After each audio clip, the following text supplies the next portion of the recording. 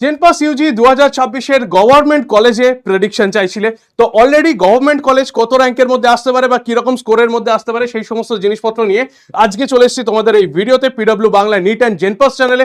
Welcome you all. আজকে রয়েছে আমি দেবজিৎ স্যার তোমাদের সাথে। তাহলে কিরকম জেনপাস ইউজি 2026-এর গভর্নমেন্ট কলেজের যে প্রেডিকশন বা কাউন্সিলিং এর জন্য যে প্রেডিকশন, সেই প্রেডিকশন নিয়ে আজকে আমরা ডিসকাস করব। দেখো, প্রথমেই যেটা জানাই যে এবছরে র্যাঙ্কের কিন্তু ইনফ্লেশন এসছে।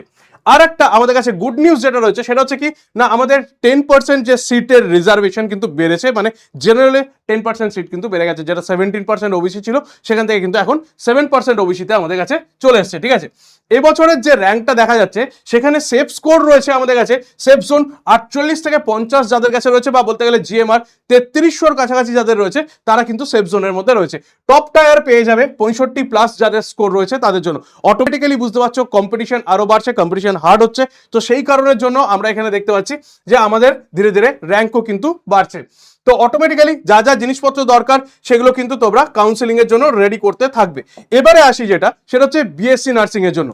বিএসসি নার্সিং এর ক্ষেত্রে যেটা প্রথমেই জেনারেল ক্যাটাগরির মধ্যে সেফ স্কোর আমরা দেখতে পাচ্ছি সেটা হচ্ছে 2900 থেকে 3300 জিএমআর, সেটা হচ্ছে একদম সেফ স্কোর রয়েছে বিএসসি নার্সিং এর জন্য।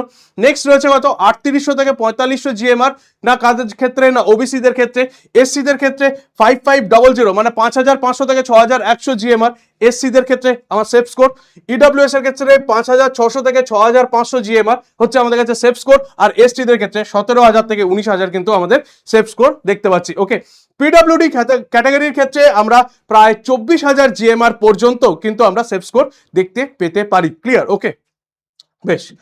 নেক্সট এবারে এসএসকেএম প্রথম আমাদের কাছে চয়েসের মধ্যে থাকবে। এসএসকেএম এর মধ্যে যে জিএমআর রয়েছে সেটা 100 থেকে 400-র মধ্যে জিএমআর রয়েছে। সেই 100 থেকে 400 আমাদের কাছে টপ টায়ার যে নার্সিং কলেজ রয়েছে সেই এসএসকেএম কে রাখবো। নেক্সট হচ্ছে মেডিকেল কলেজ কলকাতা, সেখানে জিএমআর দেখতে পাবো 450 থেকে 550-এর মধ্যে। নেক্সট হচ্ছে এনআরএস মেডিকেল কলেজ, এনআরএস এর জিএমআর হচ্ছে 580 থেকে 600-র মধ্যে। আরজিকর মেডিকেল কলেজ 1000 থেকে 1100-র মধ্যে। আইবি মানে বেলেঘাটা আইডিবিজি যেটা রয়েছে সেই বেলেঘাটা আইডিবিজির ক্ষেত্রে আমরা দেখতে পাবো জিএমআর যেটা 1300 থেকে 1400-র মধ্যে। মনে রাখবে বেলেঘাটা আইডিবিজির ক্ষেত্রে এর যে প্র্যাকটিক্যাল ক্লাসেস সেই প্র্যাকটিক্যাল ক্লাসেস কিন্তু এনআরএস মেডিকেল কলেজের মধ্যে নিয়ে গিয়ে করানো হয়। ঠিক আছে, ওকে, বেশ। নেক্সট এবারে চলে এসো যাদের ক্ষেত্রে মিড টায়ার বা ডিস্ট্রিক্ট নার্সিং চাইছো বা তাদের ক্ষেত্রে কিরকম ধরনের। সাগর দত্তের ক্ষেত্রে আমরা জিএমআর দেখতে পারি প্রায় 1500 থেকে 1600-র মধ্যে। বর্ধমান মেডিকেল কলেজে 2000 থেকে 2500-র মধ্যে। মিদনাপুর মেডিকেল কলেজে 2000 থেকে 2500-র মধ্যে। আর কল্যাণী জেএনএম যেটা রয়েছে সেখানে 2300 থেকে 2400-র মধ্যে। একটা জিনিস মনে রাখবে, এটা এখনো পর্যন্ত কিন্তু ইন্ডিয়ান নার্সিং কাউন্সিলের অ্যাপ্রুভাল পায়নি। নর্থ বেঙ্গল সিউড়ি রামপুরহাটের ক্ষেত্রে 2600 থেকে 3000-এর মধ্যে যাদের জিএমআর র্যাঙ্কিং রয়েছে তারা এই জায়গাগুলোতে ট্রাই করতে পারো। বেশ, প্যারামেডিক্যালের ক্ষেত্রে যেটা দেখতে পাবো সেটা হচ্ছে কি কাট অফ 52+ যাদের ক্ষেত্রে রয়েছে, মানে জিএমআর বলতে গেলে 4100-র মধ্যে যাদের রয়েছে তারা কিন্তু একটা ভালো স্কোরে রয়েছে জেনারেল ক্যাটাগরির মধ্যে।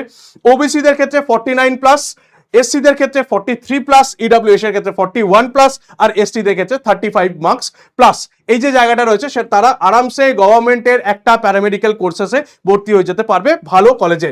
তো যে যে জায়গাগুলো আমাদের কাছে রয়েছে প্যারামেডিক্যালস এর মধ্যে সব থেকে ডিমান্ডিং বিপিটি, সেখানে ওপেন ক্যাটাগরি বা জেনারেল ক্যাটাগরির মধ্যে 650 থেকে 800-র মধ্যে যদি আমাদের দেখতে পাই যে জিএমআর রয়েছে তাহলে সেখানে পেয়ে যাবো আমরা।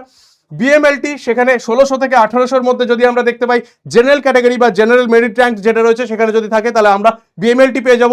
ওটিটি এটা জিএমআর 2200-র মধ্যে আমরা দেখতে পাবো যে পেয়ে যাচ্ছি। ঠিক আছে, ওকে। তাহলে যারা প্যারামেডিক্যালস এর জন্য কাউন্সিলিং করাতে চাইছো তারা প্যারামেডিক্যালস এর নিজেদের জিএমআর অনুযায়ী সেই স্ট্রিমকে তোমরা বেছে নিতে পারো।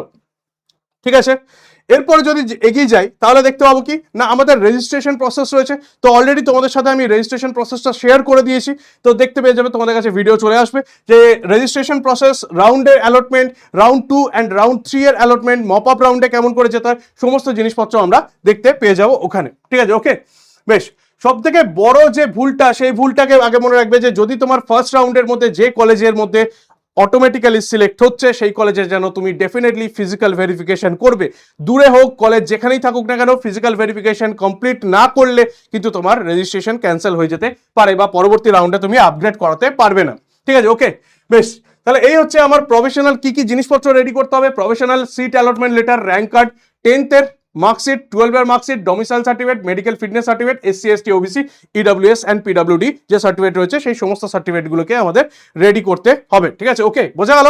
তাহলে এই হচ্ছে আমাদের টোটাল যে এরিয়া হোপফুলি আমি তোমাদের কাছে প্রত্যেকটা যে জায়গাগুলো রয়েছে সেই জায়গাগুলো বলে দিলাম, যে জিএমআর র্যাঙ্কিং কত হলে কিরকম মেডিকেল কলেজে কোন স্ট্রিম নিয়ে নার্সিং যাব নাকি প্যারামেডিক্যাল যাব সেই জায়গাটা ক্লিয়ার হয়ে গেছে। ঠিক আছে, তাহলে আজকে এই পর্যন্তই, দেখা হচ্ছে নেক্সট ভিডিওতে আবার।